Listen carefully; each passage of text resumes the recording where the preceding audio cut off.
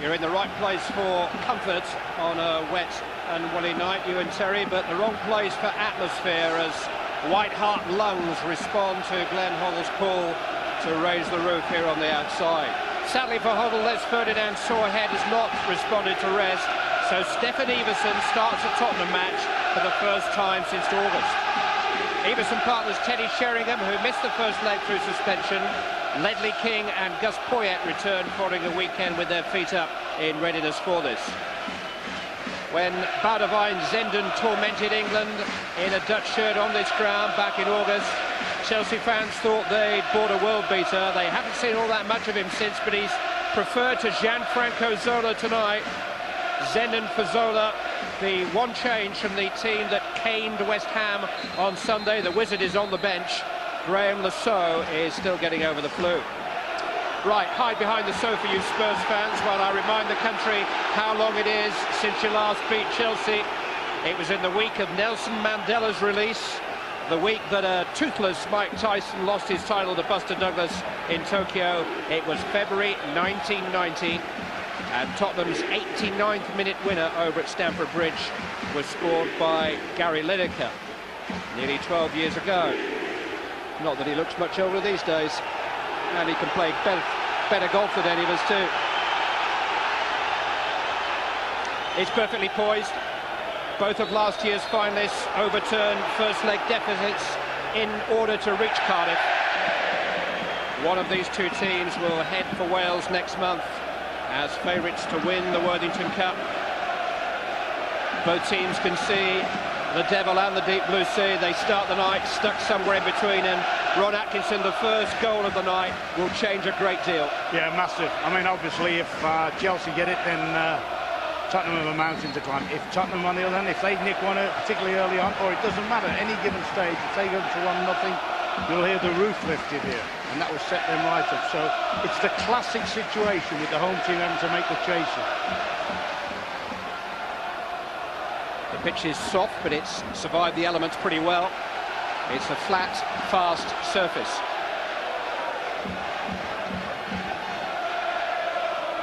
Gardner to Perry. First touch for Neil Sullivan, who's reclaimed his place from Casey Keller since the first leg. Both sides showing 4 changes to their first leg lineups. On by Poyet. Tariko. Here is Boudewijn Zenden. Not the most convincing of clearances. Sherwood into the path of Davis.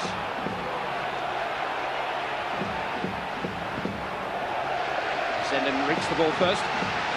Yeah, that's going to be important. How the two wide players for Chelsea, Mario Stanic and Zenden, how they double back. Because Tottenham are the sort of team that like to spread the ball wide and get crosses in. Sheringham let it run. And here's Mauricio Tariko. Good save by Cudicini, but forced in by Stefan Everson. A goal in less than 2 minutes. Game on. It's 2-2 on aggregate. It's a proper cup tie now, thanks to Stefan Everson. Well, look at this for Baird and Finning. They let Terry go in. It's a great save by Cudicini. Terry dwells on the ball in the second minute of a cup tie, semi-final, when it should be he has to roof that. And Everson, full marks to Everson. He's wide awake, he gets a little smack, but Terry must have been sleeping. He must have still been in the dressing room there. 3 years ago, when Tottenham Hotspur reached the final of this competition, their winning goal in the semi-final against Wimbledon, the only goal of that semi-final, was scored by Stefan Everson.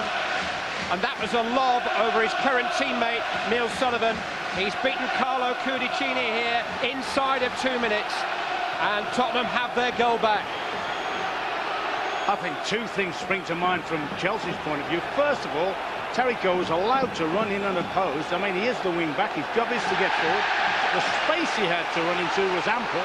And then, of course, the thing we're harking on now, Terry's basic elementary error. You don't fiddle when you're in the last third of the pitch, and now they're spreading it wide again. And it's Tariko who is stretching Chelsea again. Squeezed across in towards Everson once more. Over Sheringham, Davis is there, forced away by Malkia. But Chelsea are at 6s and 7s back there. Petit trying to calm things down. Can't link up with Gudjonsson. Stabbed by Gardner all the way back to Neil Sullivan.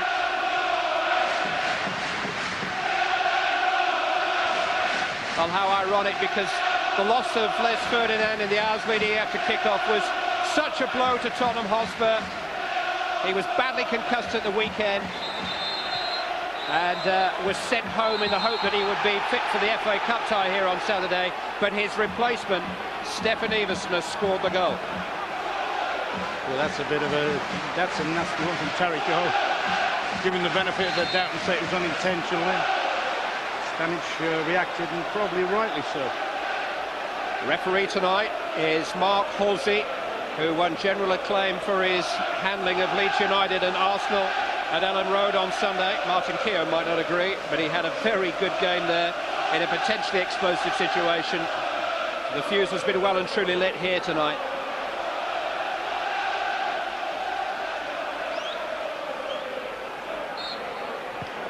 Melchiot's free kick is wasted. And Claudio Ranieri's Chelsea just haven't got out of bed here yet. You know, I've been watching Petty since the game started. He is absolutely strolling. I know he's the sort of player that likes to get on the ball and dress it up, but he didn't look as if he was switched on. Even the movement that started, that got Terry on, Petty just looked to be ambling about in midfield.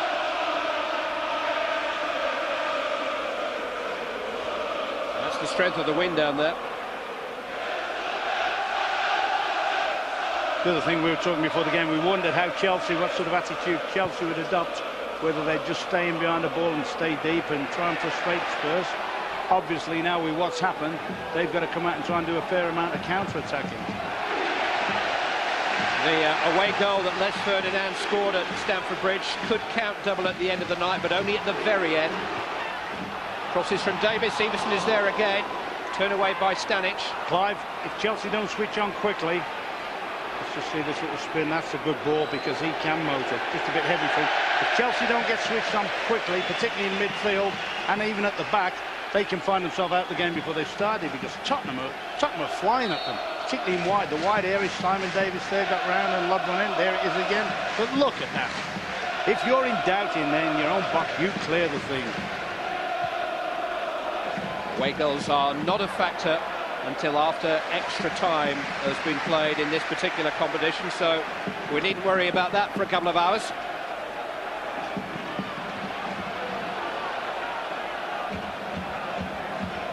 But Tottenham have started in a mood where an away goal may not be necessary. Everson losing out that time. Lampard trying to steady the ship. On by Hasselbank to Gudjonsson. There was a foul there by King on Hasselbank. Referee tried to play an advantage.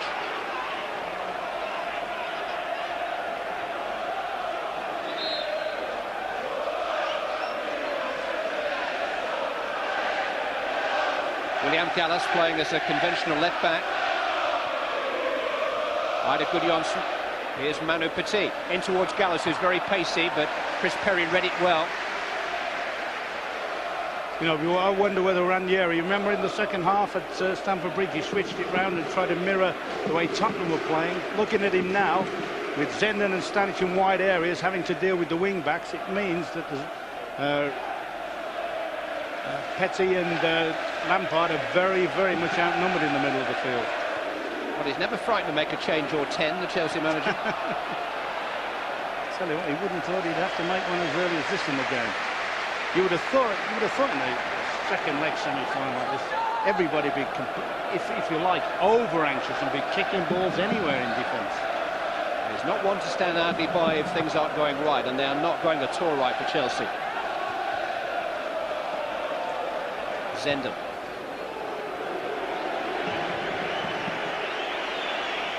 The other thing you'll be looking for as well, he's got some players with massive reputations. I mean, his front players won't let him down, that's for sure. But the likes of Desai, the likes of Petit, Zenden, big players, played at the highest level. They've really got to try and get a grip of the game. Sheringham was trying to buy a free kick. Referee could not have been better placed. Here's Hasselbank. Looking to run young Anthony Gardner. There is a corner kick. And that's the beauty as far as Chelsea are concerned. They've got two front players, one Good Johnson that can hold it up and bring people into play and do a trick. And they've got Hasselbank who can isolate people, get at people, and that's a good forcing run. Base camp here for Chelsea.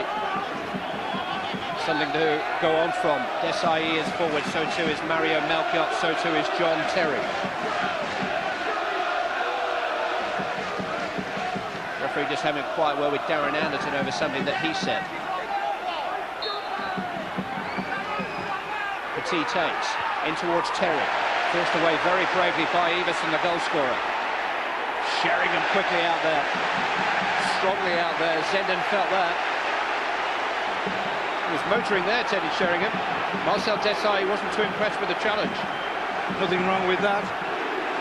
It's just you don't expect Teddy to make those sort of challenges. Or those kind of sprints. Or if that had been a quality fullback, you'd have said, well done, son. Perhaps Teddy's got a future in the next 3 years as a defender.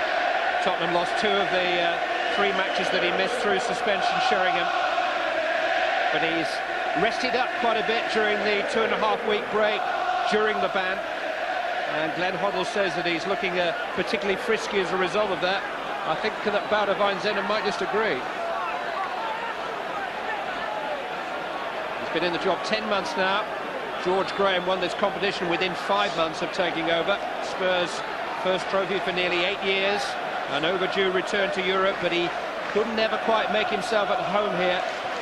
Home is where the heart is, and Glenn Hoddle's heart has always been at White Hart Lane. Zenden's evening appears to be over. Sam Dallabona is being readied. He only lost his place through suspension at the weekend, the young Italian. But Zenden clearly shaken and hurt by this Sheringham challenge. He is unable to continue.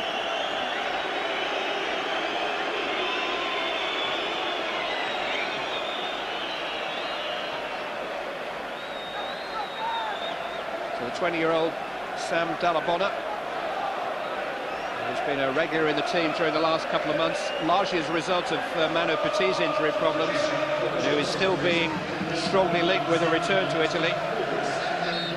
A link that Chelsea resist all the time. Is on. Starting on the right. It's like Mario Stanic has gone over into Zenden's position on the left. There's Gallas, here is Stanic.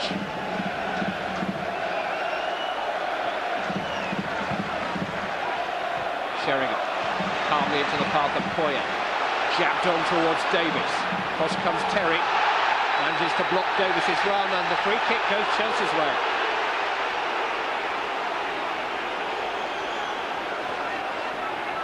Important for Chelsea that John Terry gets that mistake, which led to the Tottenham goal, out of his mind quickly.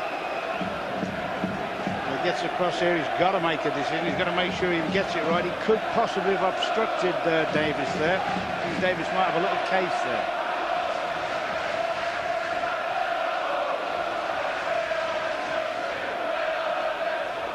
Terry, who made all manner of headlines in the build-up to the first leg. The case continues. Sheringham very cleverly into the path of Sherwood. He's already pulling the Tottenham strings, the Tottenham captain. Here's Tariko, who set up the goal. Gardner offering him an option on the outside. Gardner can stay forward for the corner kick. Ledley King will join him. It's not quite a siege, but Chelsea are under pressure.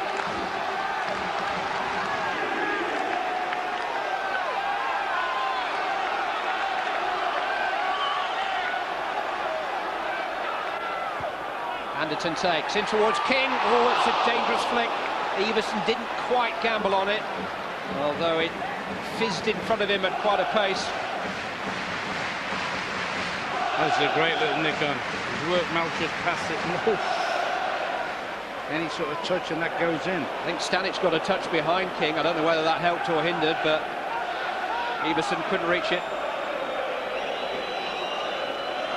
But at the moment, there's absolutely no composure about Chelsea's performance. They came out the block slowly, and they've been rattled, and at the moment, they can't get themselves into the game. Chelsea have scored 11 goals in the 3 games they played since the first leg. They are the form team of the 2. Tottenham have beaten only 1 of the 7 Premiership sides they faced in the last month. And the last Premiership side they want to face are Chelsea, their friendly neighbourhood stalkers. But maybe this is the night.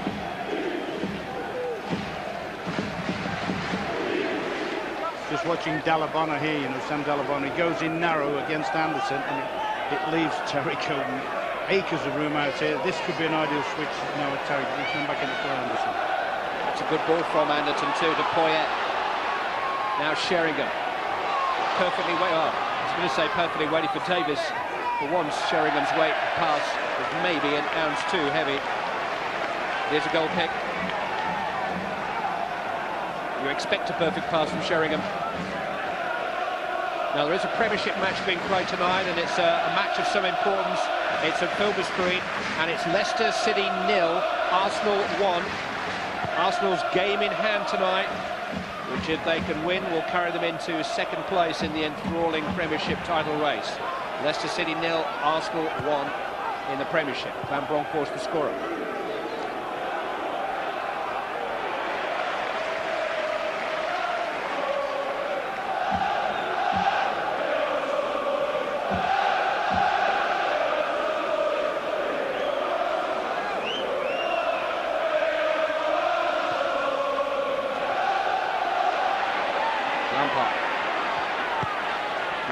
To Melchior.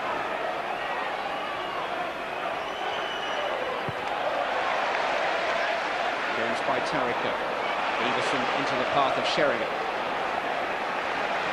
Tariko. Anderson.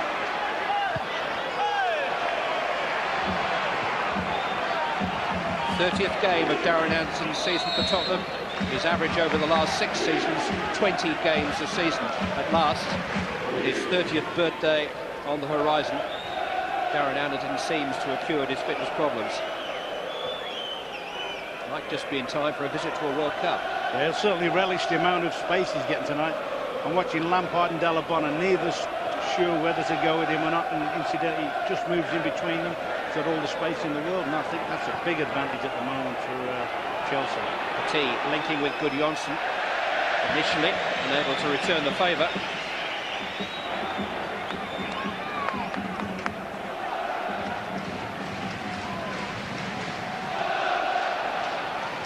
Stefan Everson, who gave Tottenham the lead inside 2 minutes. Chelsea have since lost Boudewijn Zenden with a badly gashed right leg to be replaced by Sam Dalabona. It has not been the start that they had planned. Just like watching Ranieri there, he's trying desperately to get some tactical and nous onto the field. And I get the impression he's trying to tell Dalabona to go in narrower, try and look after Anderson, which from Spurs' point of view means they can get Tariko out pretty comfortably.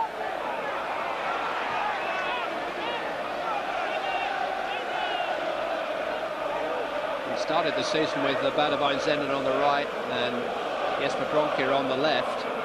2 very adventurous wingers in the 4-4-2 system he prefers, but both have had fitness problems almost ever since then. You know, I think at the moment, Clive, he'd be well advised to do what he did at half-time and try and mirror them. Push Melchior in there. He's got 3 central defenders anyway. Gallas can come in and play alongside Desai and Terry. Stanic has had good experiences playing as a wing-back.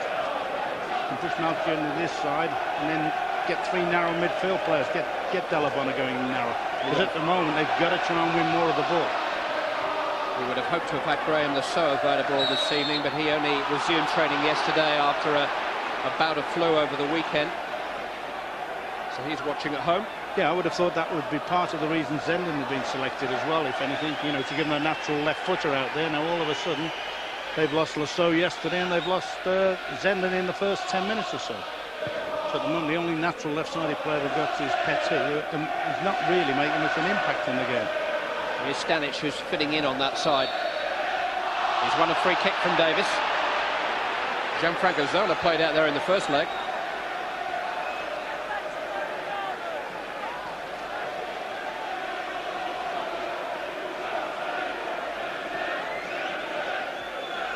Hasselbank, the ace goal scorer, always goes out to take the set pieces. The big men are in the Tottenham box.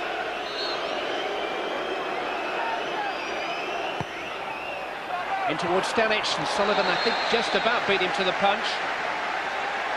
Referee moved in quickly to award a free kick against Stanic. That's a fierce whipped-in ball there, and they're all coming in the blue flood, and I think the referee has taken a sympathetic view and thought protected the keeper a little bit more. It was a collision as much as anything, wasn't it? I mean, that is some decision the keeper has to make, you know, when you see a flood of shirts coming in at you like that. I don't think you look. I don't think you look at anything other than that white spherical object in the air.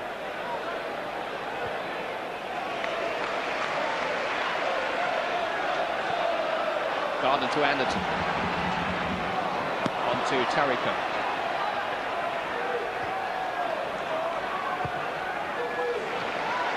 There's a confidence and a pep about Tottenham. Yeah, they've been brave. They've been very, very brave. Glenn Hoddle certainly. Oh, go on, there's Jimmy on a run. Lampard trying to pick out Hasselbank. They are going to be so dependent upon Hasselbank and Good Johnson today. Resounding round of applause for this man, Ledley King, for his defending there against Jimmy Floyd Hasselbank. That's not a bad pass either towards Everson, and not a bad first touch either. And John Terry managed to get his body in the way. Tottenham have a corner kick, a thumbs up to King from Everson for this pass. Yeah, look, they're all over the show. I mean, Everson's done well. He's pulled on the shoulder of Terry. He's done well to get his shot away. Terry, for a start, is ball watching, doesn't really know where Everson is, and Melchior's not in a position where he's come round on any sort of cover. I think tactically they're in a dreadful time at the back. Anderton takes towards Everson. Terry did just enough against him, roughed him up as they leapt to try to connect with the ball.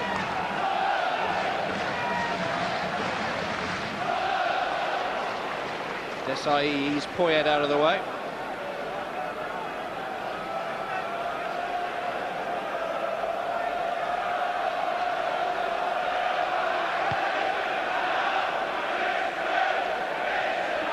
It looks very much as if that's what's happening. He looks as if he has narrowed down at the back.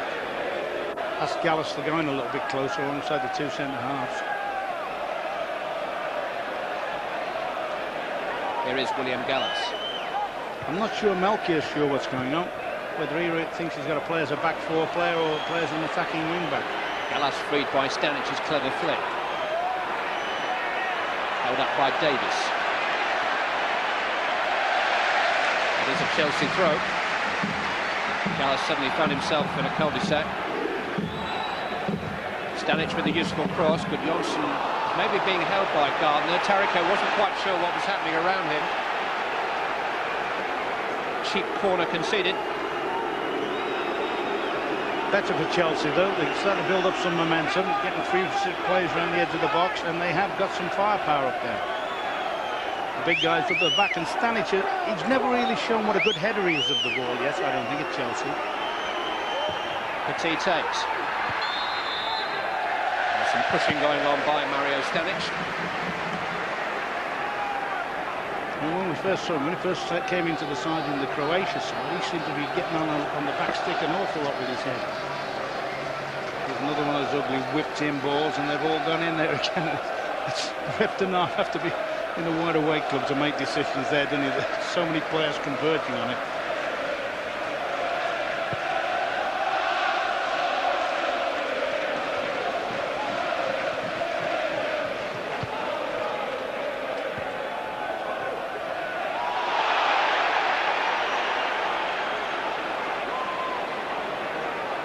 Gardner, Tariko, Sherwood, now King, offside Everson. It's not just the length of the spell that Chelsea have cast over Spurs, it's the potency of it. They've beaten them 6 times in a row now, won 5 of the last 6 here at White Hart Lane. They won 6-1 here not too long ago. They won with a last-minute goal here on their last visit in September. It's discrimination.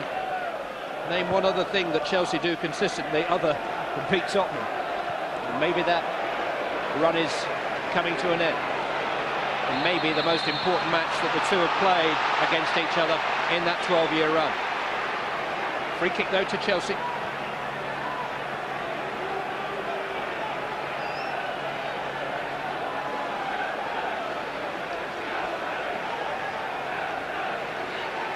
While this is going on, before they take the kick, Ranieri's having a right conversation with Delabon. He's trying to get him to do a specific job, I think, in the middle of midfield.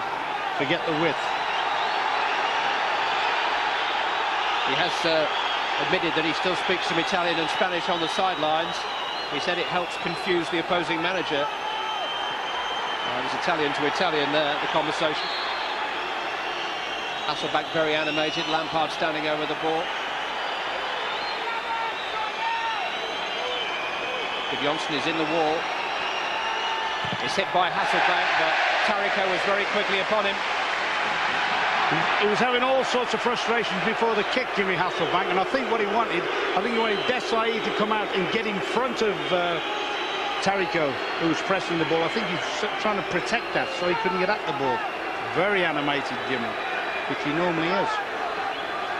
Well, you don't need a penny for his thoughts.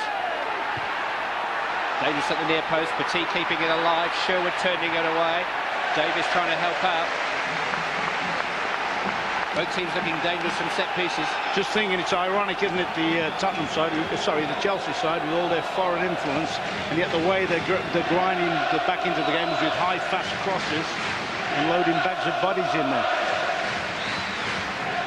Desai has stayed forward here. Melchiot launches towards Stanic, who jumped up at Sherwood, hooked away by Gardner, back in by Petit. Tarico couldn't quite cut it out, didn't touch the ball. It is a Tottenham throw.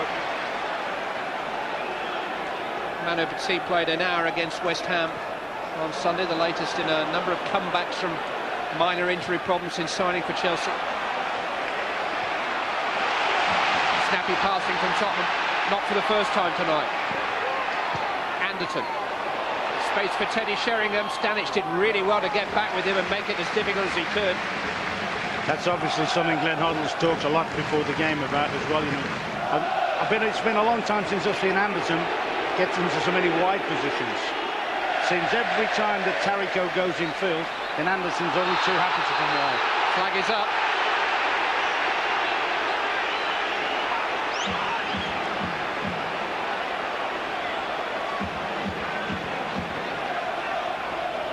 It's not quite a perfect night for Tottenham. Latest score from Filbert Street, Leicester City 0, Arsenal 2. Arsenal unbeaten on their travels in the Premiership this season. 2 up through Giovanni Van Bronckhorst and Thierry Henry. Leicester City 0, Arsenal 2 in the Premiership. Gallas in towards Hasselbank. Good defending by Gardner, who stuck to him. Corner's been given. Yeah, he's looked impressive when he's come out from the back, Gallas. Good pace, as you said. Gets it to their post. Hasselbank, like all good strikers, tries to get there. Full marks of the kid defending. He's made sure he can't get a strike on goal. Just caught for the first Hasselbank goal in the first leg. But he's a rapidly maturing young man. Certainly rapidly growing young man. That's towards Desai, and he just couldn't quite improvise, and it bounced up to him. In the end, he got a little bit too much on it for the men just in front of him. That would have been ironic when the worst corner either team's hit. It's an awful ball, really. It's caught everybody by surprise. Anderton into the path of Davis. On again for Darren Anderton. Poyet was arriving. Melchiot saw it all the way. Cleared. Petit. Stanic.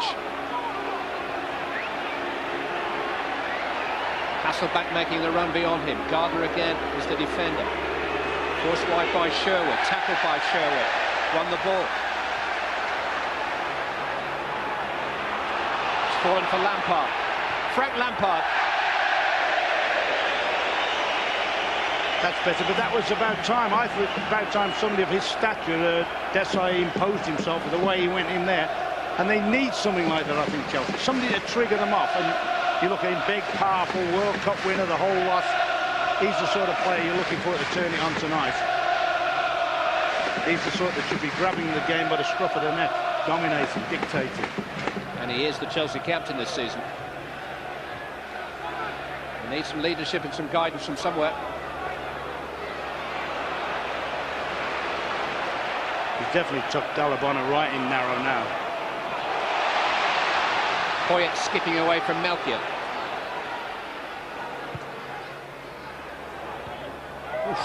Stanic back towards his goalkeeper.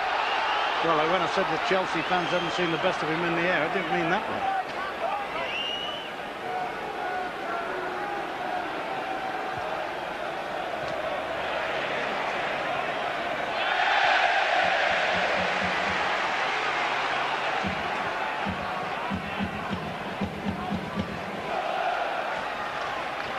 Well, that was a bit loose from Anderson, but Perry Mount smuggled it away as Hasselbank came in.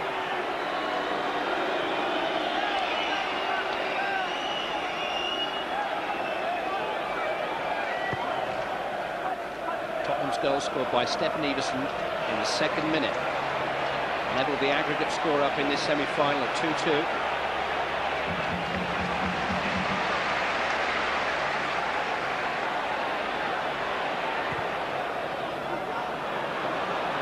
Saeed starting to impose himself a little. Hasselbank on by Dalabona to Stanic.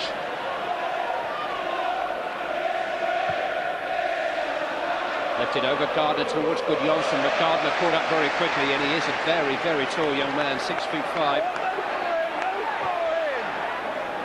Well, premature of me to suggest the ball had been lifted over him, I think. One back by Melchior, held up by Gardner. It'll fall for Gudjonsson. It just wouldn't stop bouncing. Tariko cleared. Sheringham controls. Anderton. On to Iversen. Touch just a tad heavy. Tackle just a tad late from Tariko.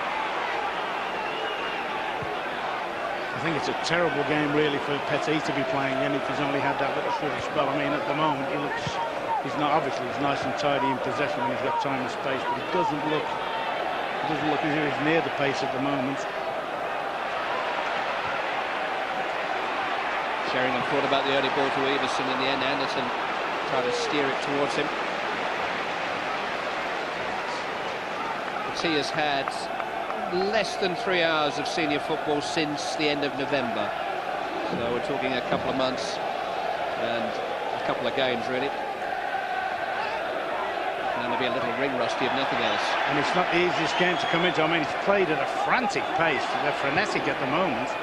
Obviously, you would assume that will sort of quieten down a little bit after an hour's play, but at the moment, can he get himself into the game and start making a real contribution? Lampard to Petit. Into the path of Gudjonsson. King caught up with him. Didn't dispossess him. Still eyed Gudjonsson. Wouldn't fall for Lampard. Poyet and Davis trying to smuggle it away. Sheringham though to Anderton. Up to Iversen. Good challenge by Gallas that time.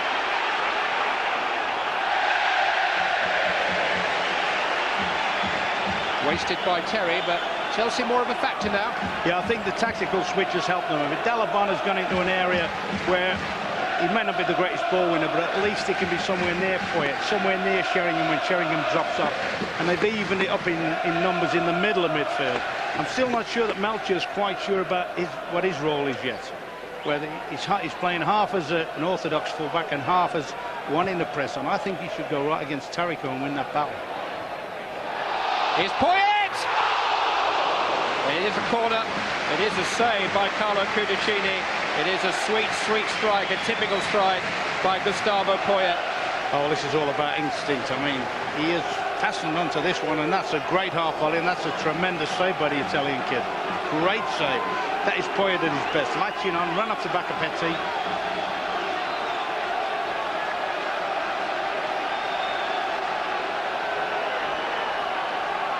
More problems for Cudicini via Anderton's corner. In towards Sheringham. It's hit by Sherwood!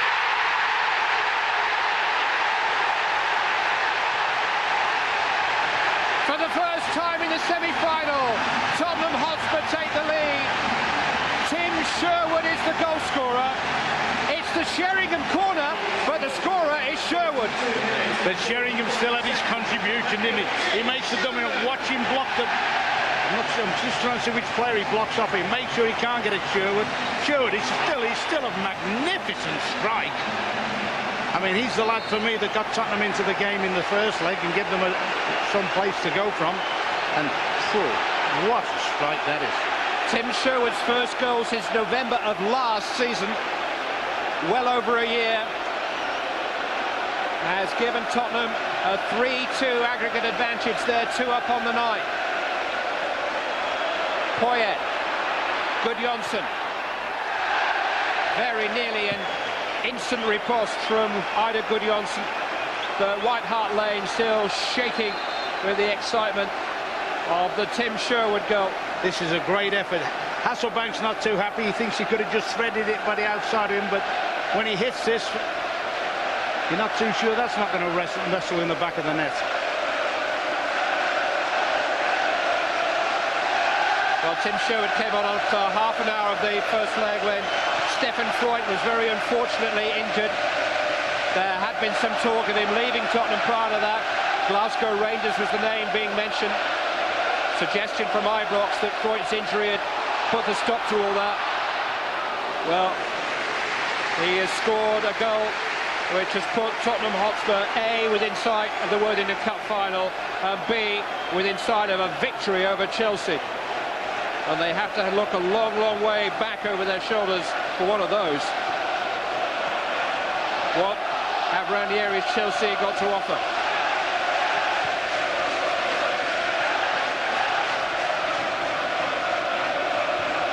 Two stunning goals. The first stunning for its timing inside of 2 minutes.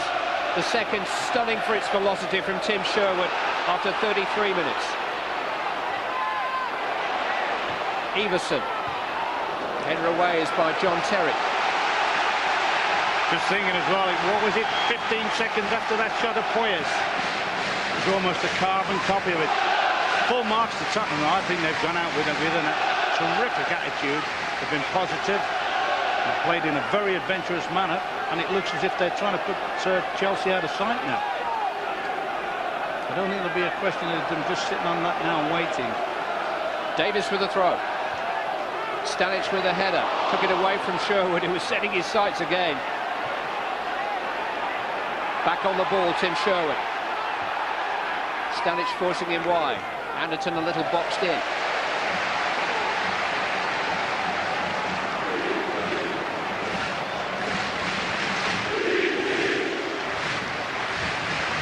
Davis winding up a long one. Poyet is there. It came off a Chelsea head, but ironic just at the moment when you felt that Chelsea were beginning to get some kind of a foothold in the match after a very shaky start. They're hanging on again here. Free kick. I mean, you're right, Clive, but they were getting a lot of pressure play. Free kicks, corners, and they've got one here again. But you've never felt, for me, I think that from the word go, I think Tottenham have absolutely bossed the midfield completely. You know, I'll look along the 5 that they're employing in there. Tottenham, everyone is bang at it. We're talking about bang. Yeah. 72 miles an hour. Jimmy Floyd Hasselbank's first leg free kick was measured at. They think it's the fastest shot they've ever measured on the Prozone machine. It was from this kind of run, a couple of shuffling steps. Maybe a little further out this time. You think he'll lay it off? I think you've got as much chance of getting a pass from him here as any of his teammates have. It's Hasselbank, it's straight at the wall. He'll have another go. Sheringham was there. Dalabona in towards Gudjonsson. Stanic is there too, but Stanic has been penalised and Tottenham get relief. That's right.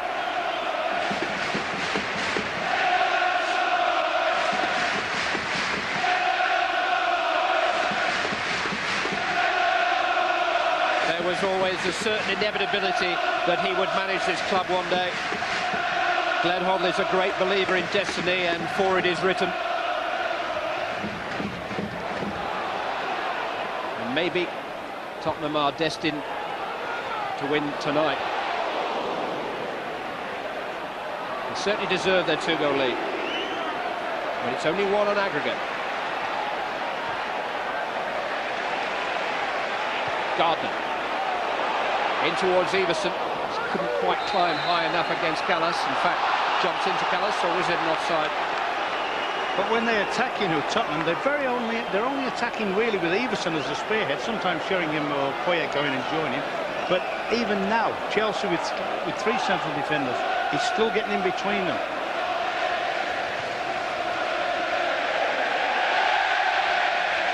Desai with a very, very loose pass.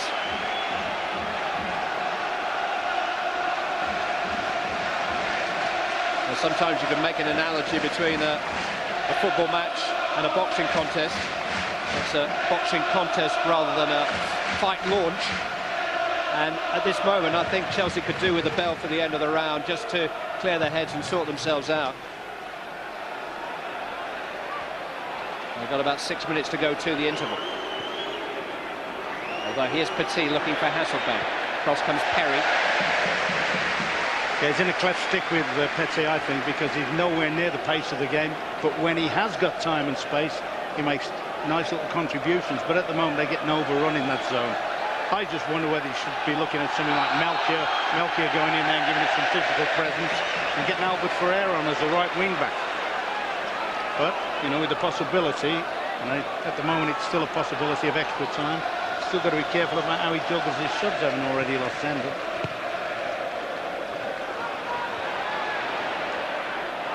Desai slipping, couldn't quite recover, did just enough to smuggle it back into the path of Gallas. Chelsea defending under pressure though. Sherwood got a touch which almost carried it into Hasselbank's path. Perry was there. Tarico now to Sherwood. Sheringham inviting Tim Sherwood to go on. You mentioned about Sheringham having the little break and being full of life and that, but Sherwood has been missed most of the season. I have to tell you what, he's taken over from where he left off at Stamford Bridge.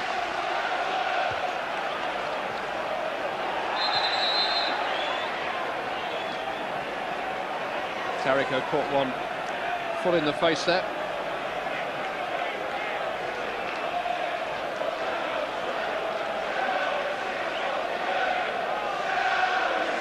Quite sure what it was that put him in the face.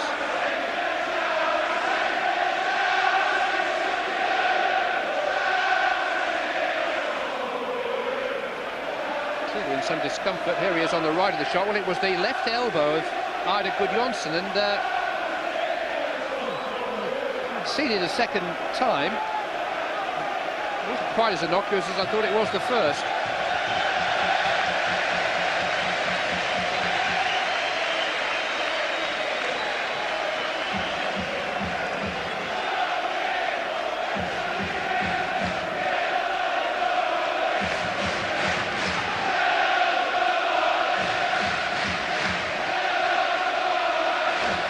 That sportsmanship of passing the ball when when there's been an injury, but giving back to the opposition.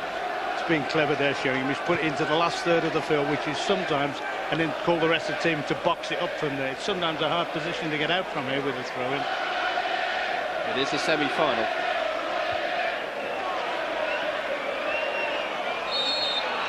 Poyet had his arm over Lampard there.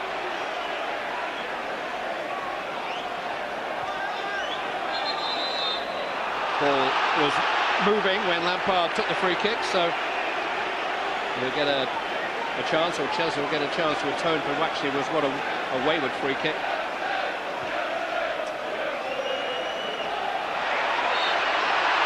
Foul by Gardner on Hasselbank.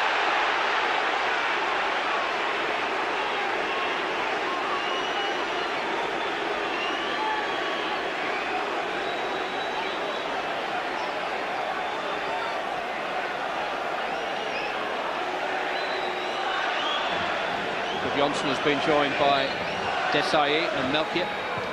Hasselbank takes just behind Desai.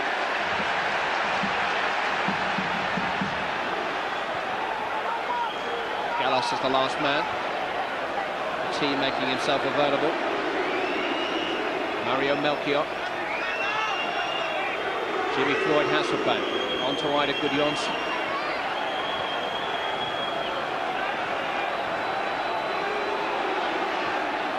Probing to the left now via Dalabona, and Terry popping up on that side. Headed away by Gardner. Held up well by Everson. Bright minds in that Tottenham midfield. Sheringham and Anderton and Poyet, they're on the same wavelength.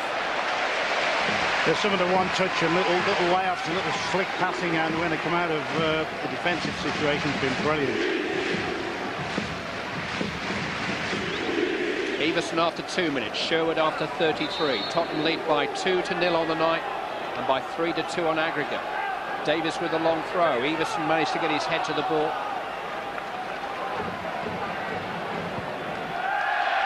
Cudicini slipping but getting a lot of length. Sherwood up above Gudjonsen. Playing with a great appetite for the game tonight, Tim Sherwood. Teddy Sheringham playing with a great intelligence for the game. It's just a board game for him. He just plots his way round the field. Great strategist. You make the runs, I'll find you, son. He's particularly good, isn't he, when people can read him and can play this in a similar vein. And when he's surrounded tonight by 4 or 5 decent passes of the ball, decent 1- and 2-touch passes. King. Turned away by Gallas. On by Gudjonsen.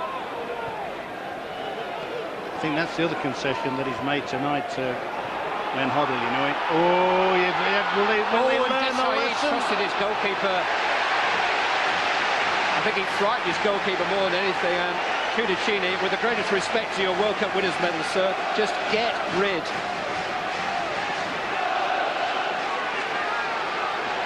Corner kick. But that may have typified what's going on at the back. They've been easy-osy and for me sloppy. Last moments of the first half. Anderton takes, headed away by Dalabona. A Tottenham-dominated first half. There will be an additional 3 minutes. I mean, we talk about the midfield, which for me has bossed the game for Tottenham. I'll tell you what Glenn Hoddle's done well and different than he did in the first leg. He dropped Chris Perry into a very deep sweeper position to perhaps nullify Hasselbank's pace. Did flash at 3 initially. I'm not sure it was then replaced by a 1. Free kick taken with a moving ball again. It's in the laws, he can't play advantage there. That's written down, black and white. Ball's got to be stationary. Not a question of applying common sense or anything like that. Hasselbank down to Petit. Cleared by Perry. Gallas. Davis to Sherwood. Tottenham have passed the ball much better than Chelsea, much better.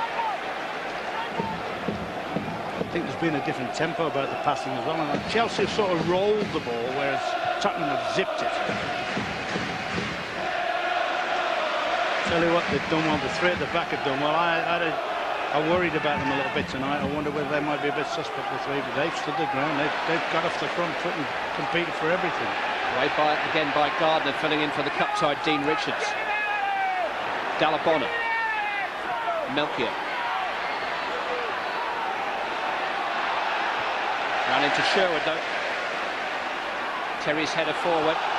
This is Hasselbank. And now Petit. Blocked by Perry. Gardner tries to clear. Hasselbank wins it back. Free kick given for Hasselbank's challenge on Tariko. But you talk about defending. I mean, we're watching a world-class defender at one end, Desai doing all this. But this, to me, is what defending's about. When he comes in on the volley there. Well, that's a bit late on where Chris Perry went and charged the shot down from Petit. That's about attitude. That's about wanting to protect your goal. And they've done that brilliantly, the three at the back. It's a very, very good Tottenham first half and a terrific performance. Sheringham with a little touch. Desai at the stretch. Simon Davis. Teddy Sheringham. Pulled back to Gus Poyet. Headed in against John Terry. Goal kick is the final verdict. Could have been a lot worse that for Chelsea. That could almost have been bedtime. Sheringham does brilliant there. Poyet does what he does well. Attacks the near post. Gets through the central defenders. And Terry, whether it's by luck or design or what, manages to keep it out. Bounced against the falling Poyet. Here's Stanic charging down the attempted clearance by Davis, but Tottenham Hotspur in a hurry. They started the evening marginally behind. They're now marginally in front thanks to Stefan Everson's goal inside of 2 minutes, and a storming second from Tim Sherwood just after the half-hour mark, and Tottenham Hotspur are full value for their half-time lead. It is still, though, a tenuous aggregate lead. We'll be hearing from Bob and Terry in just a moment, but at half-time here, Tottenham Hotspur 2, Chelsea 0. Back to Ron and Clive. You know, Rod, the only thing that worries me about Tottenham Hotspur going to Cardiff, Chaz and Dave might make a cup final record. Come on, you Blues, I say. Only kidding. No chance of Chris Waddle coming back with the manager, is there? Well, Glenn Hoddle was White Hart Lane's original pop idol. Not quite sure what Simon Cowell would have made of Diamond Lights. Next, I think he would have said. But Hoddle represents a Tottenham era that is a hazy memory to too many of their supporters. It's 1990 since they finished amongst the top 6 English league clubs. They played just 4 games in Europe during the last 10 years. And when you think who's worn that white shirt in that time, Lineker, Gascoigne, Klinsmann, Ginola, it's a lost decade, really. And that's why Hoddle's back. But Chelsea are not out of this yet. Gudjonsson. Gallas. Stanic. Tarico with the challenge. Gianfranco Zola is still available from the Chelsea substitutes bench this evening. A week on from his wonder goal. And unless things improve quickly for Chelsea, you cannot imagine them continuing much longer without him.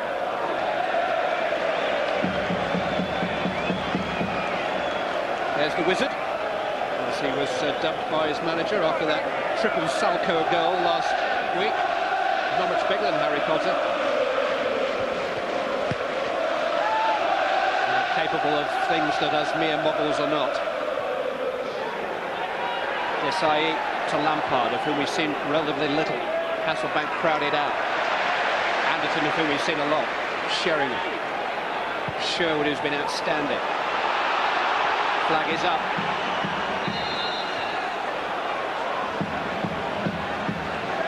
And everywhere you look around the field at the individuals, Ron, ticked by virtually nearly every Tottenham name, maybe across by virtually every Chelsea name, yeah? Yeah, I mean, you've got individual battles going on all over the field, and we've got one on the left-hand side here, Mario Stanic, who for me doesn't look at all suited to playing on the left-hand side. Maybe a bit unfortunate there to go in the book, but still, against young Davis, and Davis is giving him a hell of a competition, and that's going on all over the field. The 3 kids at the back are giving the, if you like, the more experienced Chelsea 3. They're giving them a lesson how to defend and how to get your tackles in. It is Gus Poyt's 5th yellow card of the season, which will mean a suspension, but will not affect his chances of playing in the final, should Tottenham reach it. We'll miss our home match in the Premiership against Leicester City here next month. Petit straight against Lampard.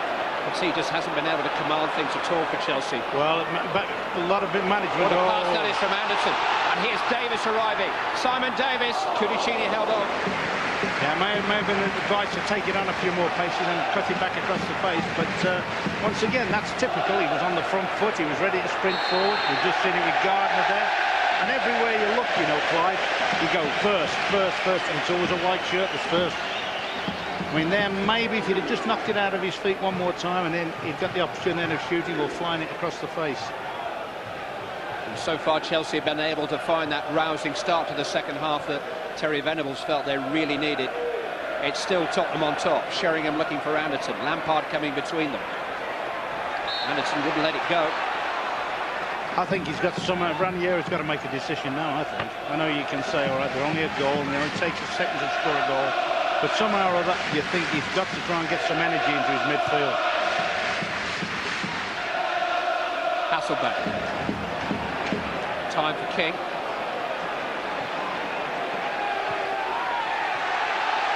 Leicester City have got a goal back against Arsenal in that Premiership match at Filbert Street. Muzzy Izzet has reduced the Arsenal lead. Leicester City 1, Arsenal 2. They're playing in the second half there too, a little bit ahead of us tonight.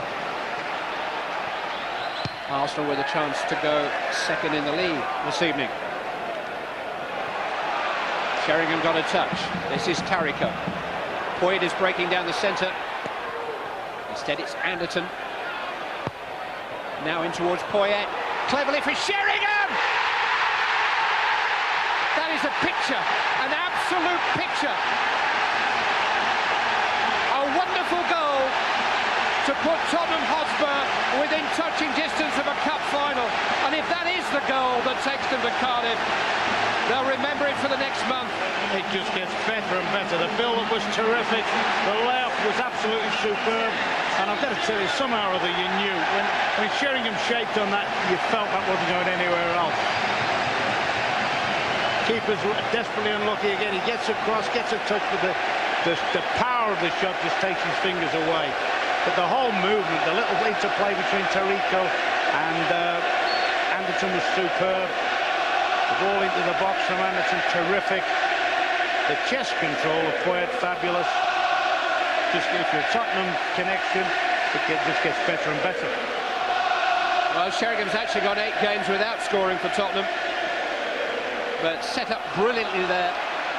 He gave the move the finish it deserved, and Tottenham the kind of lead they've deserved on the night. They've got 2 clear goals now on Chelsea on aggregate, and Chelsea's most famous pensioner less than amused.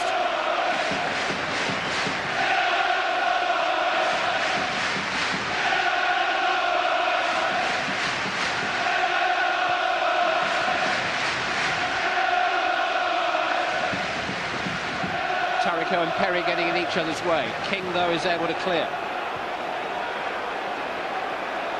Gardner into the path of Sheringham. Has he wasted a pass tonight? I can't record it if he has.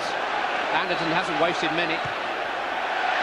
This is the best game I've seen Anderton have in years. I mean, she seems to have popped up all over midfield, and yet has shown that great desire to get back into those wide areas. Back in the England picture against Sweden in November. He played the last half hour there for his country. He has big tournament experience. If they were on the plane tomorrow, he'd be going. Sheringham might be too. On towards Everson. Petit made a challenge, but it's come for Teddy Sheringham.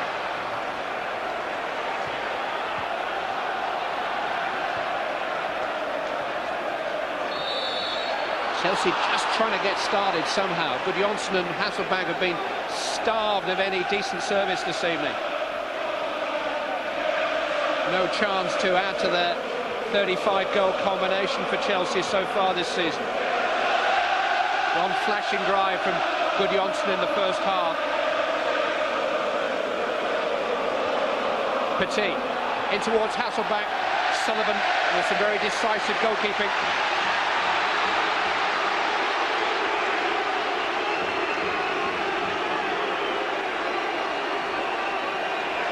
Just caught Jimmy's arm as he went by. Not sure he didn't tear the material on the shirt with his stud.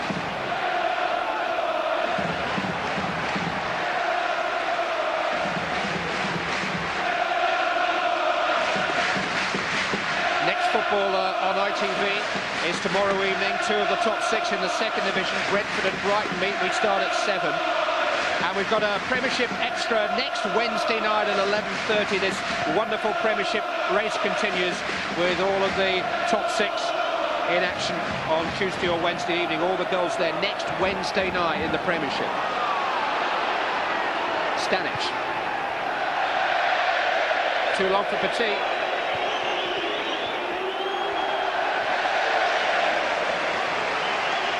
Yeah, acres of space. Mario Stanic working out on the left-hand side, but obviously more suited to playing on the other side. Hits an awful ball, overhits an awful ball. Well, he can't imagine that this is the same team that he put out against the likes of West Ham and Norwich in recent days. They've been overwhelmed tonight from the moment that John Terry made those couple of errors which led to the opening goal. Inside of 2 minutes, they've been completely unable to recover. Terry has forced a corner in fairness to him. And to be fair, in the first half, this represented their best opportunities, didn't it? Free kicks where they could load people in and maybe scramble some sort of a chance. Manu Petit will take. He's in towards the head of Gudjonsson. Hasselbank jumps through the goalkeeper, jumps into the goalkeeper and is penalised. Teddy Sheringham unhappy. Melkit with a raised arm. Mike Tyson and Lennox Lewis are in there somewhere. Now the card is coming out. Melkit certainly raised his arm in the midst of that, and there's a red card. Oh, it's Jimmy, is it?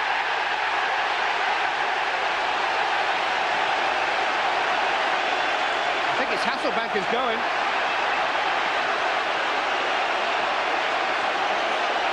I think Sheringham's trying to protest his innocence. Watch Hasselbank being pushed. Well, it's Melkit's arm that's raised. Tariko had a little slap on the back of Melkit's You know, head. looking at that scramble, Clive, I think Hasselbank is probably the player with the Has he got the wrong man? least. Oh, he's got the wrong man. Got the wrong hand, I think. I think if he's sending somebody off, he could send 2 or 3 off if he's going to make that as an instance there. But he's definitely, Hasselbank is definitely blameless there. I mean, he could not possibly consider the challenge on the keeper initially was enough. Could have been that little melee there. He's definitely got the wrong player, and I think Sheringham, to be fair, pointing it out, and I think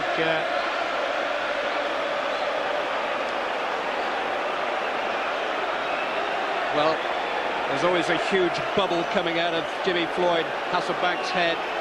You don't need any special powers to read his mind, but his feelings are understandable if, on the evidence of what we've seen,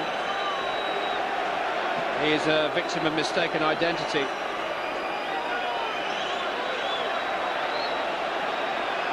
Teddy Sheringham is going to be cautioned too. That is yellow.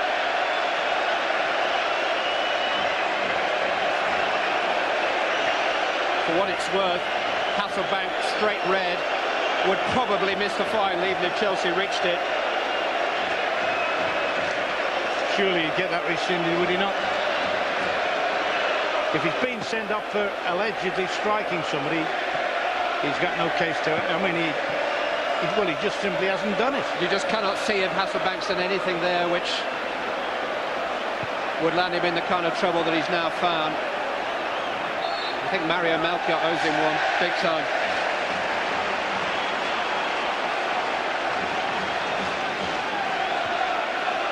You're not surprised that maybe somebody in the Chelsea side, the frustrations are boiled over, and Hasselbank has got a short fuse, we know, but on that occasion,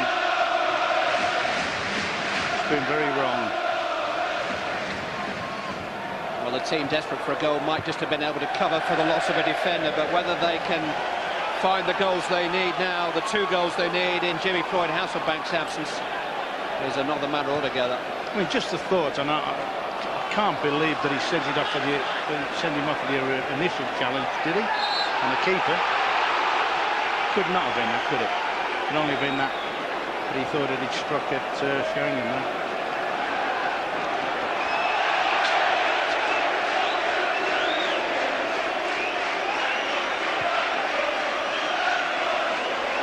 Well, Hasselbank, the hero of the first leg, your man of the match of the first leg, must now watch the remainder of the second, although I suspect he's already in the bath. And Melkit was late there on Tariko. Chelsea have lost it here.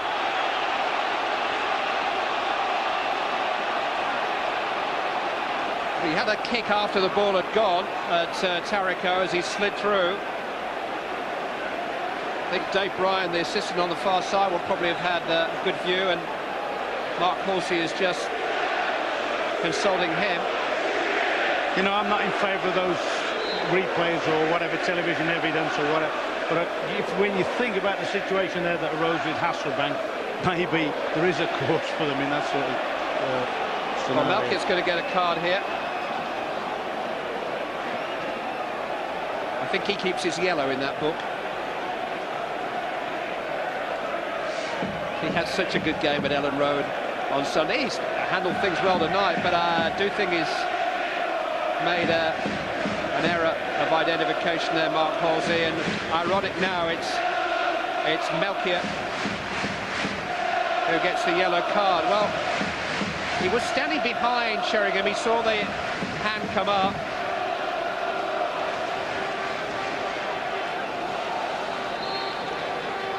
Anyway, Melkett gets a yellow when he might have had a red.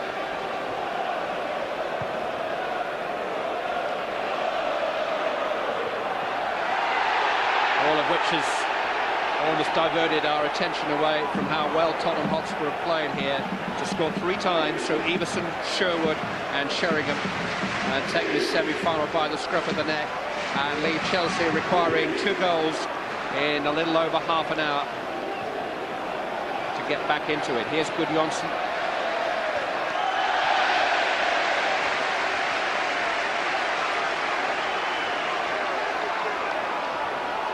Petit, Gudjonsson again.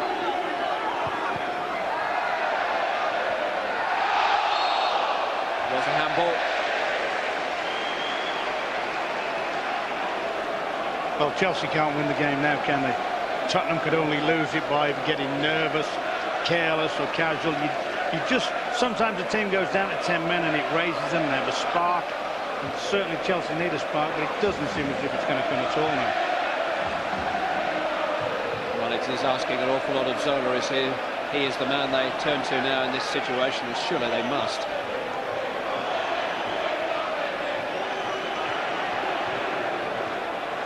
Given away by Desai, who has not had his best night. He's been awful. The 2 most, if you like, the 2 most medalled players they've got, Desai and Petit, have had absolutely little or no contribution in the game at all.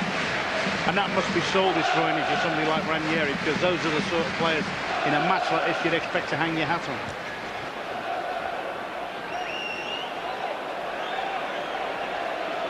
When you know full well if you're at Manchester United or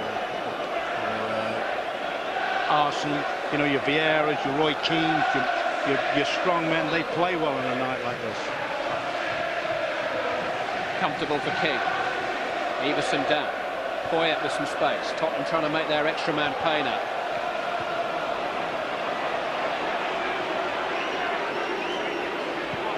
Dalabona into the path of Stanic. Showed too much of it to Ledley King.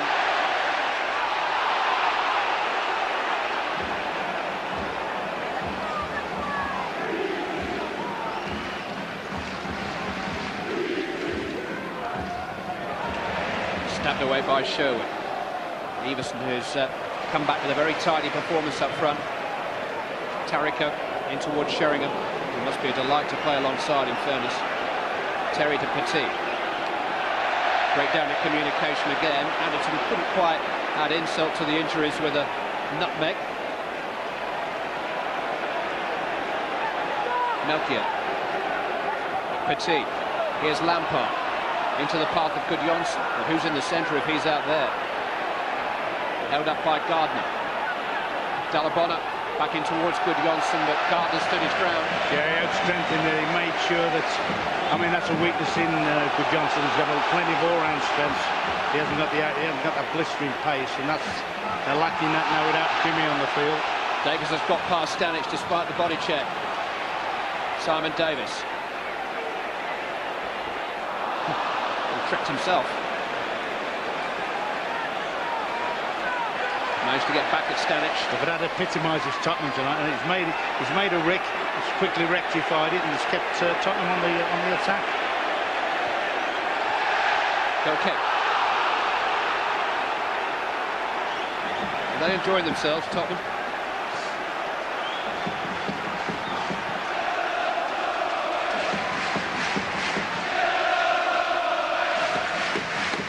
Their last win over Chelsea was in February 1990. They haven't beaten them here on this ground since August 1987. Nico Klassen came on as a substitute to score the only goal of that game. Clemens played, Goff played, Ardiles played, Metcalf, Waddle, Clive Allen, and David Pleat was the Tottenham manager the last time Chelsea lost here.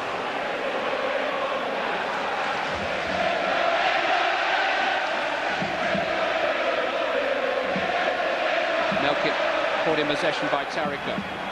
Nowhere to go.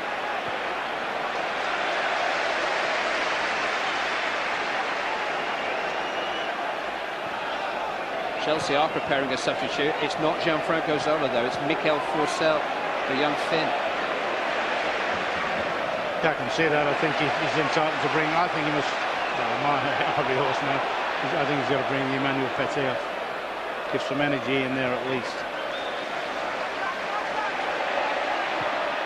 You understand from Gary Newborn down there that it is Petit who's coming off.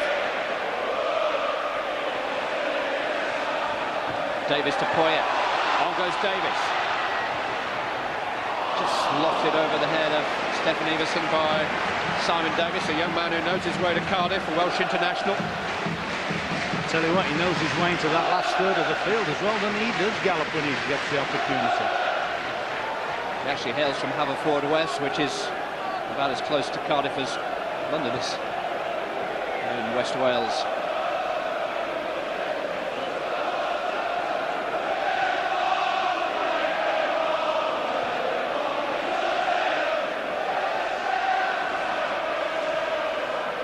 Dalabona to Gallas. Cut out by Davis. Anderton miscontrolled. Error by Darren Anderton. Mark that down. Might just be the first of the night. Here comes the change. Manu Petit, who, so the story goes, had talks with Tottenham Hotspur back in 1997 and used the expenses that they gave him for a taxi to go down to Highbury, where he spent the next 3 years. You can't get a taxi in one of these days. Mikel Forssell, who has scored for the bench in his last 3 matches, comes on as Petit's replacement.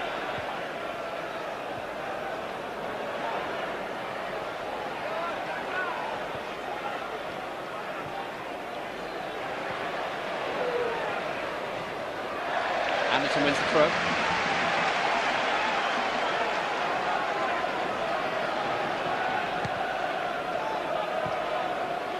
Sheringham.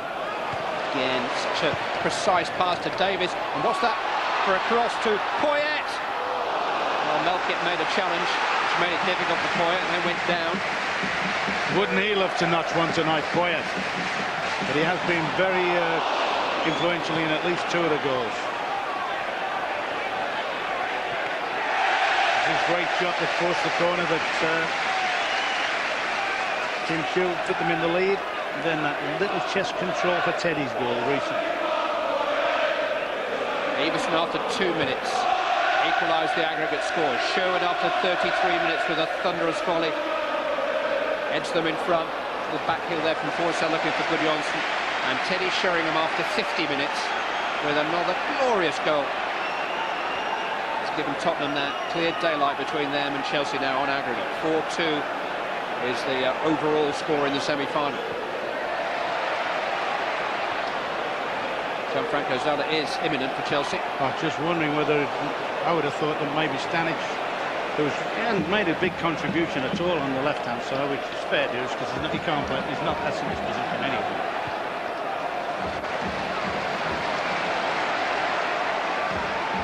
Tottenham have had stars all over the field.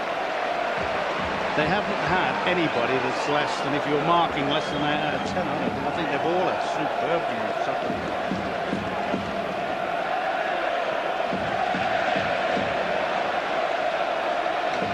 After 12 years of waiting, you're entitled to milk it a bit against local rivals.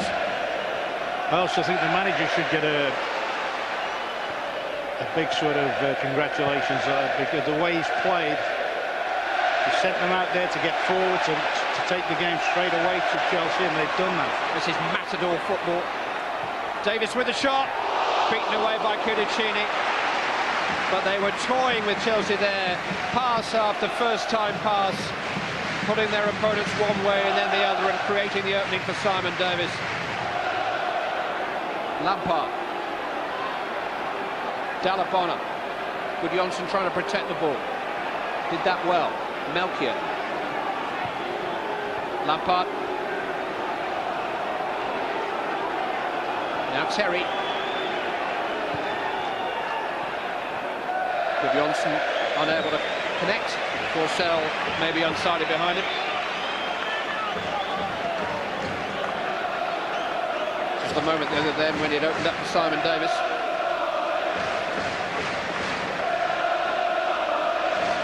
Well, Gianfranco Zola is going to have about 20 minutes to work a miracle. Miracles he can do, but he may need a little bit more time than that. It's how Chelsea are going to get him the ball in the first place. And interesting that Mario Melchior is the player being figured to come off. But here's Stanic, and he needed a good tackle from Davis, catching up. Yeah, I think from Forsell. I think that Stanic will probably go and play on that right-hand side now, as a sort of wing-back. He's played there for Croatia from time to time. He looks far better suited to play on that side of the field. And just in time for a corner. Here comes Gianfranco Zola in place of Mario Melchior. Irony that he eventually leaves us maybe 15 minutes after he should have done.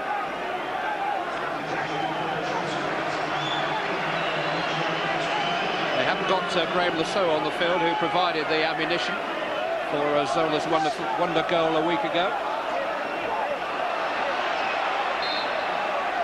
Zola offering himself for the short one. Zola's cross, turned away by Everson. Ida Gudjonsson. Anderson got to it. Dalabona forward though, Forsell to Zola. Davis in sharply. Given back to Gudjonsson. He can dribble this boy. He's unable to link up with Forsell though.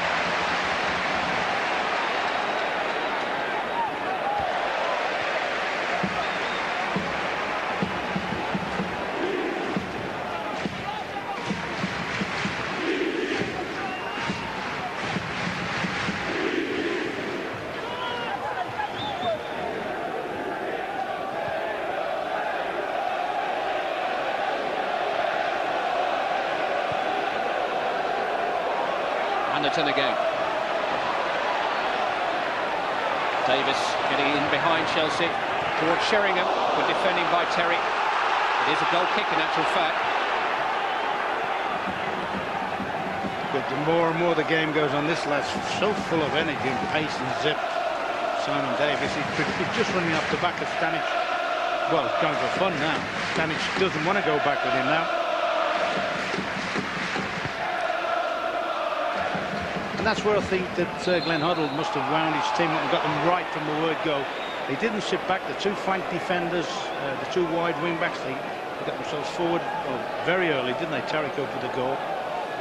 They continued to play that way.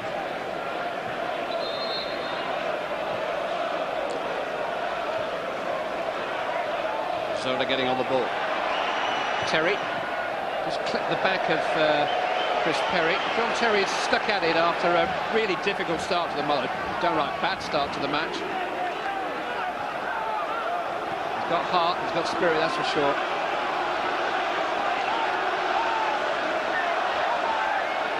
Desai forward. Zola to take. Sullivan to take.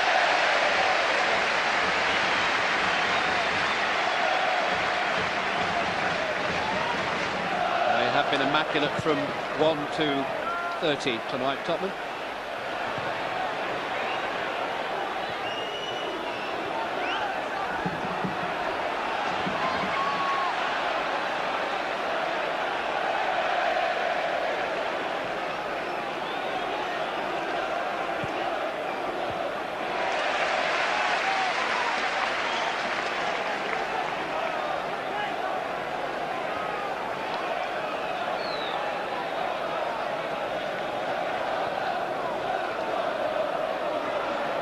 Held up by Perry.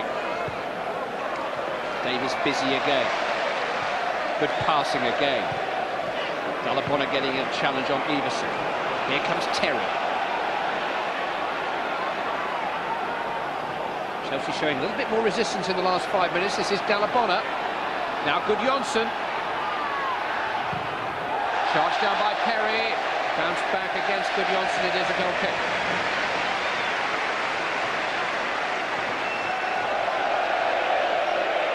Once again, good defending.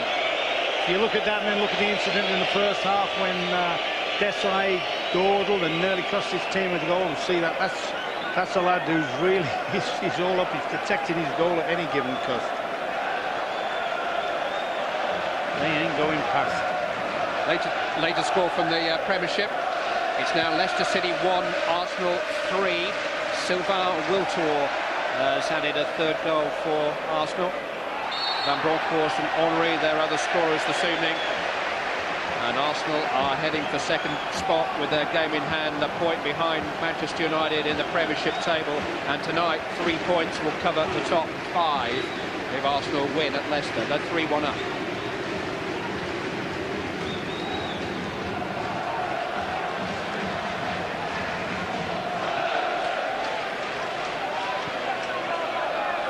Anderson. In towards Everson. Got up well. What an inviting cross this is, though. That is a lovely curling fast curl. For Marks Everson, a bit unfortunate.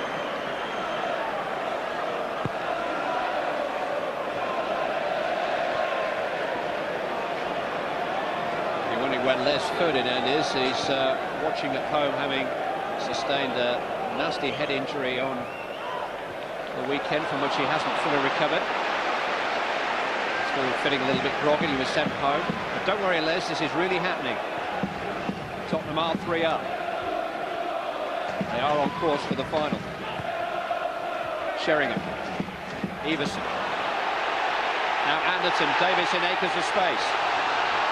Simon Davis. It's 4.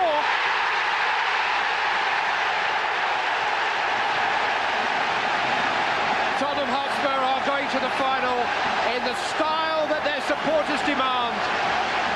There was some slick one-touch passing on this side. Just takes the pace off, sees the picture, and this kid deserved it. He's charged forward.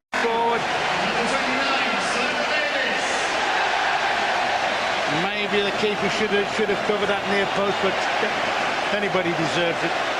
Simon Davis does. He's played terrific particularly in the second half.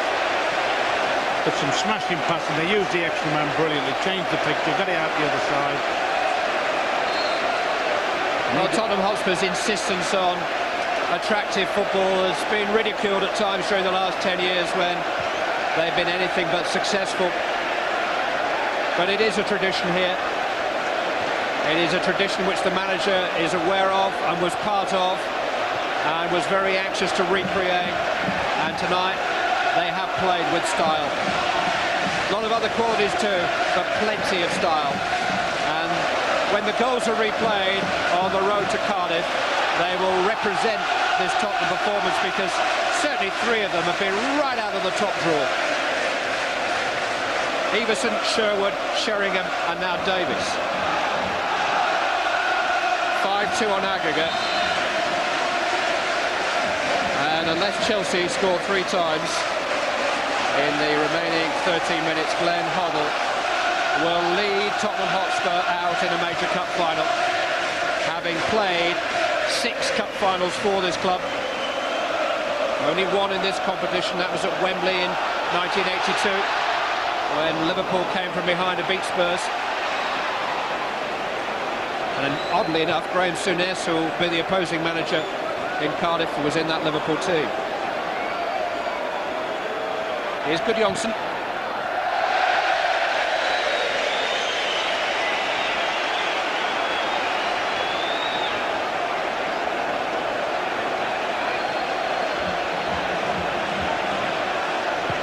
Souness, whose football education began here at White Hart Lane, or his English education anyway. Here's Tariko. They don't need too much encouraging Spurs to get the ball wide and get wide wing-backs in, and particularly with a man like now. That's the way to use your extra man. Keep spreading and getting out on the opposite side and pull the opposition about.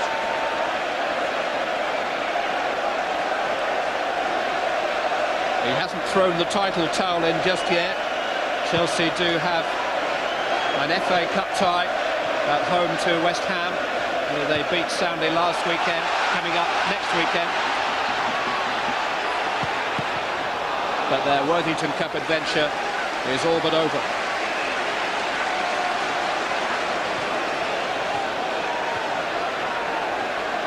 Anderton. Too long for Poyet, who's name is rather conspicuous from its absence now on the score sheet. Yeah, he's had a great contribution now, hasn't he? He's charged forward when Sheringham's pulled wide or Everson's pulled wide. He's at every given chance he's gone between the strikers. Chelsea fans heading for home.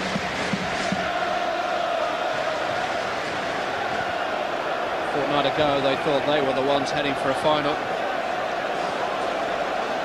And they'll look back on one or two moments, notably the penalty that 4L didn't get in the closing stage of that first leg. But all the ifs and buts have been wiped away by the sheer conviction of Tottenham Hotspur tonight. They have taken their opponents apart. Dalabona. Terry. It's reached Zola. Got his shot away. It struck Gardner. John Terry with an effort.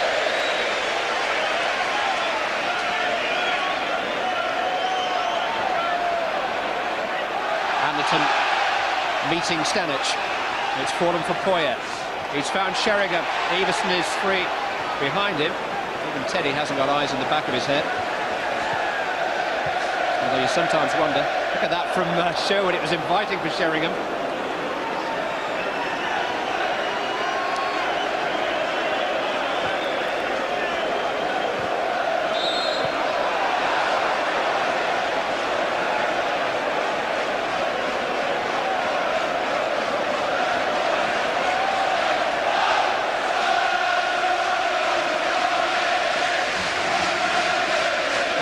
To adapt the old song. Spurs are not on their way to Wembley this time. And Ozzy Ardil isn't around.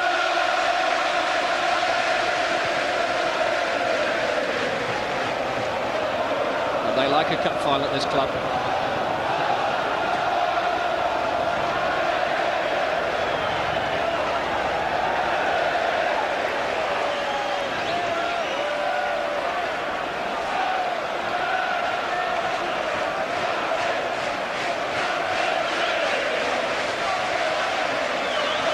They put 6 past Bolton here in the quarter-final. Admittedly, a half-strength Bolton Wanderers team. Sam Allardyce had different priorities, but Claudio Ranieri has put out as strong a Chelsea side as he could muster tonight, and they're facing the same kind of humiliation.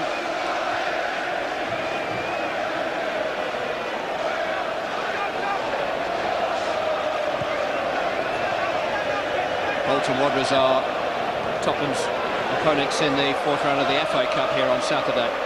Sherwood pulling back 4L. Dalabona.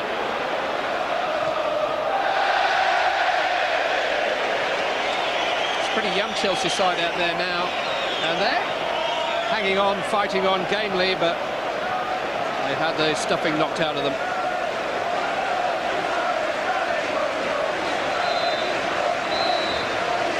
Terrific 4th goal this.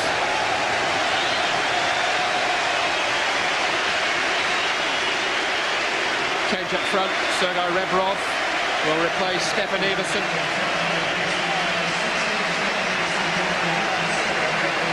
And Oyvind Leonarsson will come on for Gustavo Poyet.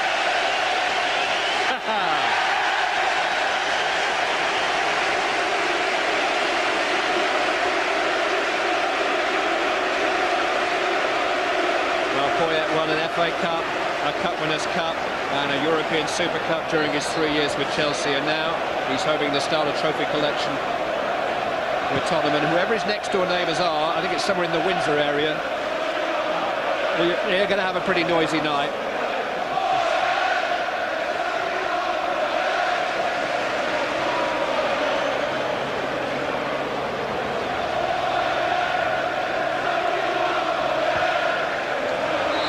Offside.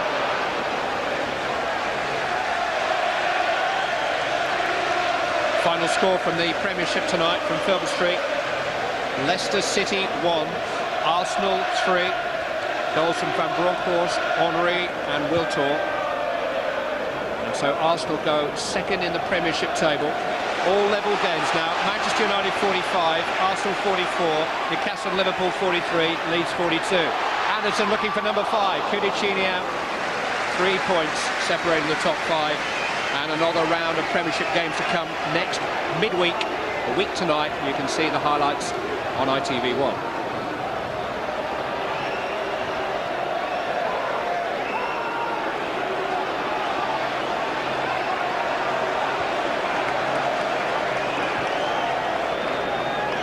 Zola. Tackled by Leonardson, stabbed away by Sherwood.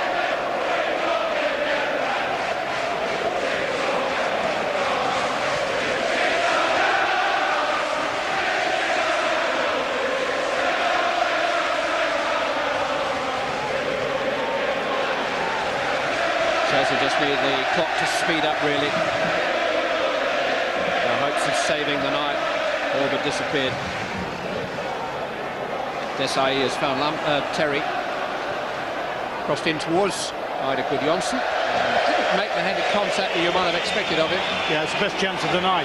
Wouldn't have made any difference really to the outcome of the game, but that was their best chance.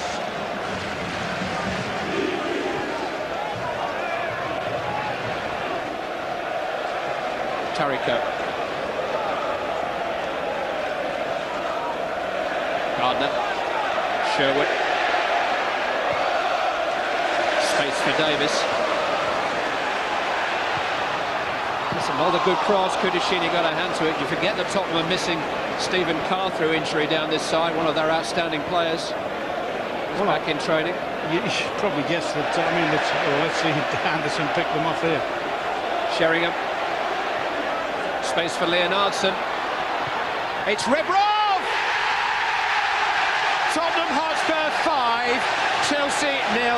The spell has been broken. The curse has been lifted.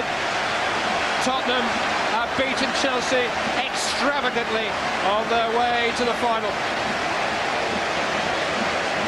Just a suggestion that Leonardson may just have been offside, but he makes up the ground there. Defender slips. Rebrov gets in, tucks it away tidy, and it's pitiful now. They're just toying with them now.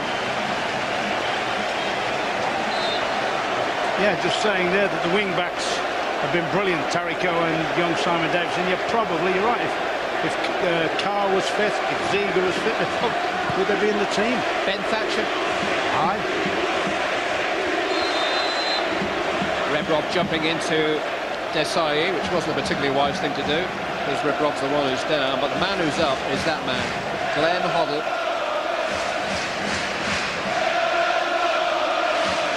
And you've got to choose one of his players, and I think it might just be one of his players. That's your Worthington man of the match. Who would it be, Ron? Well, I tell you what, you've got Sherwood and Sheringham who've given 10 out of 10 performances, so Anderson, who gets it, must have given 11 out of 10 tonight. But it's been a hard one. Simon Davis could have had a shout. Tariko, all of them. The kids at the back. Darren Anderson is Ron Atkinson's Worthington man of the match. If you want to agree or take issue, the ITV football website is the place to do that this evening. Message board is open. Spurs might not be finished yet. Gallas back there. And he, for me, has been Chelsea's best player, by the way. William Gallas, yeah. Yeah, he's stuck at it. He's played left back, right back, centre half, and he's getting in the way of Desai. The other one that would come in for little criticism would be the goalkeeper. But I don't think you get that any blame at all.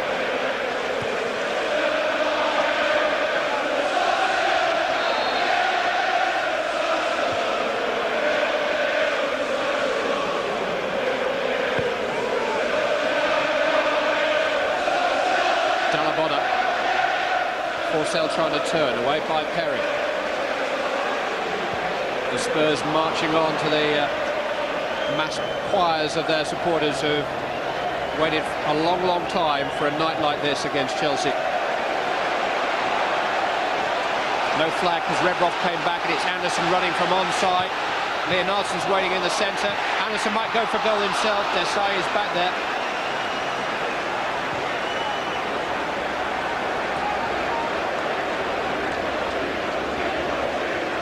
Chelsea are almost out of their misery.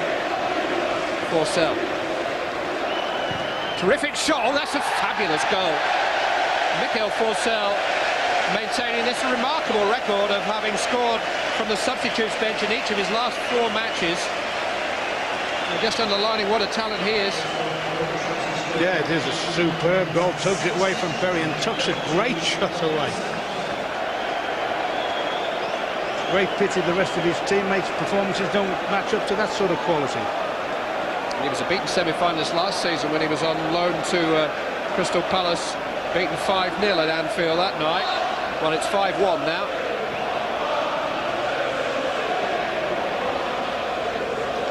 Tottenham's aggregate lead is still 3 goals, though.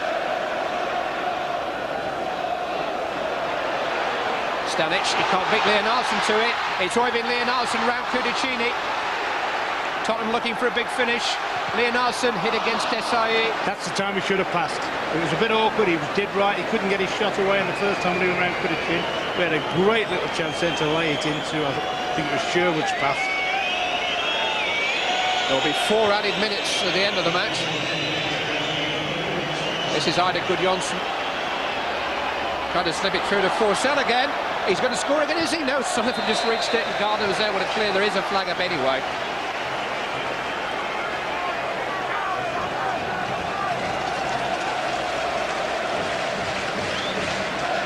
Well, he looked level at worst. Yeah. Good goalkeeping, though. Gudjonsson and Forsell have stuck at it in these last few minutes. Enjoyed each other's company, the 2 Northlanders, the Finn and the Icelandic, nogging the North country. And they're the ones who are enjoying it. They've got some very public and vocal supporters, Tottenham. They'll have a bit of radio airtime to themselves. I'm sure we'll be hearing from them in the next 24 hours.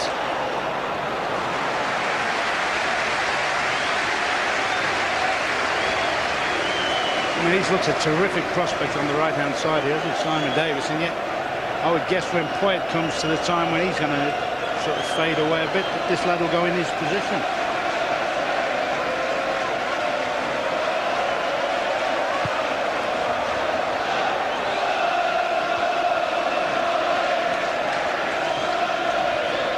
Davis, who's 22, into the path of Anderson.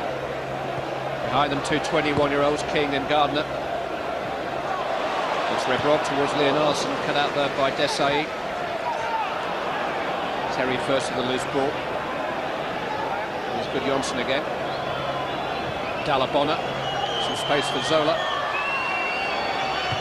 John Terry's waiting in the centre. Chris Perry clears. So 2 minutes of added time to play.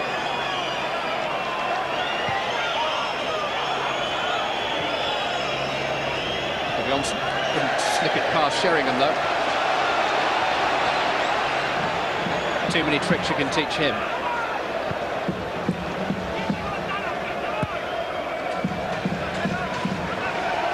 So who wins the final then, Ron? Who wins the final? I think a lot will depend on the day, who has players available, who's able to pick their strongest team. I think it'll be it's going to be a very tight game. I watched Blackburn play last week against Man United and I thought they were very unlucky not to come out of the game with something. And you wonder whether Spurs can produce a performance of this type in a one-off match. Well, they have done tonight. They, you know, whether they've peaked too early, if you like. Yeah, I'm frightened of Graham Souness too. Here's Øyvind Leonardson. Sergei Rebrov. It'll be a good final. There's some good players on the field. You think of the Duffs and Janssens and Coles, what they can do as an attacking force, and we've seen Tottenham's attacking potential this evening. There's the lad that looked forward to playing in the final, because it looks as if he's going to play. Sherwood playing against his whole team. Never played in a major cup final, Tim Sherwood. He's been a title-winning captain with Blackburn Rovers, of course. And he was an England international a couple of seasons back.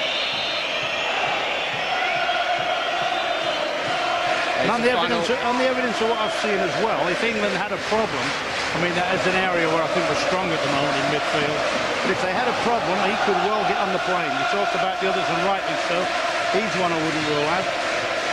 I think there'd have to be injury problems, say Gerrard or somebody have a problem, but on the evidence of what it's produced in the last 2 or 3 games, we've been superb. It's a final you will see live and exclusive on ITV1 next month from Cardiff. Tottenham just trying to place one last cherry on the top of their cake. Sheringham to Davis. Underway by Desai. Zora's been unable to influence matters. Glory, glory, Tottenham Hotspur. It has been a glory, glory night for Glenn Hoddle. The club that loves a cup final is going to another in the hands of a cup final hero from their glorious past.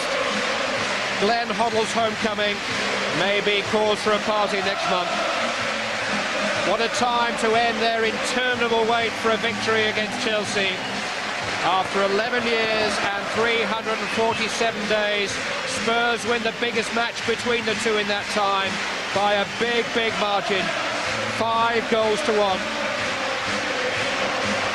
A trophy they've won as recently as 1999. That proved to be a day out at Wembley in an era of uncertainty for the club.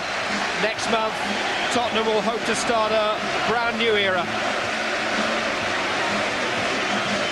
But a ground that has witnessed just 2 European games in a decade is tonight full of people with plans to travel. Spurs are on their way to Cardiff. Hoddle's going to do it again. And how they've done it tonight. More to come from Bob and Terry. But there is the stark news that Tottenham are going to the final in the grand manner. 5-1.